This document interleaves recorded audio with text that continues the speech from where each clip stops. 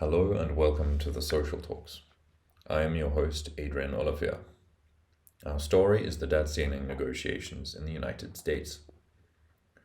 The debt ceiling refers to a legal limit set by the US Congress on the amount of money the federal government can borrow to meet its financial obligations. It serves as a check and balance on the government's ability to spend money. Put simply, it represents the maximum amount of debt that the US Treasury can accumulate. Currently, the United States is facing another crucial deadline to raise the debt ceiling. Failing to take action could have severe consequences for the economy and jeopardize the financial well-being of countless Americans and people across the world. Currently, the debt ceiling stands at $31.4 trillion. This allows the government to pay for federal employees, the military, Social Security and Medicare, as well as interest on the national debt and tax refunds. Republicans wanted a freeze on overall spending for 10 years, with a rise in defense spending and cuts to other budgets. On Saturday, May 27th, the White House and House Republicans announced they had reached an agreement in principle on a deal to suspend the debt ceiling for 2 years and cap spending.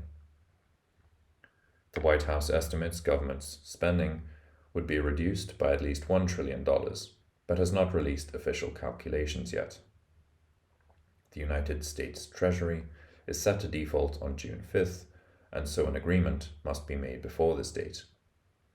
It has been a familiar refrain in the news of late that the US has never defaulted on its debt. This is a strange lie, as the US has defaulted 4 times before.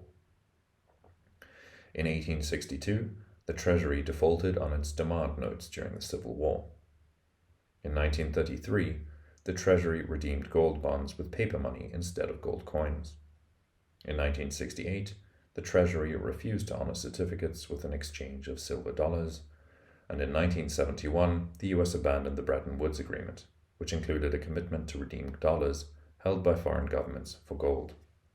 Nevertheless, defaulting on its debt would cause an uproar in financial markets and trigger a global recession with millions losing their jobs.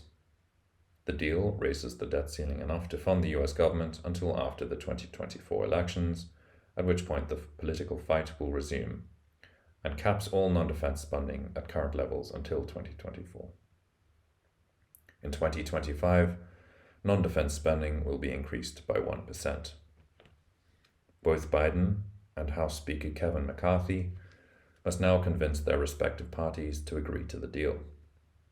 McCarthy told reporters on Saturday evening that he expects the House to vote on Wednesday on the agreement reached with the White House. Thank you for watching the Social Talks. Make sure to tune in for more informative videos.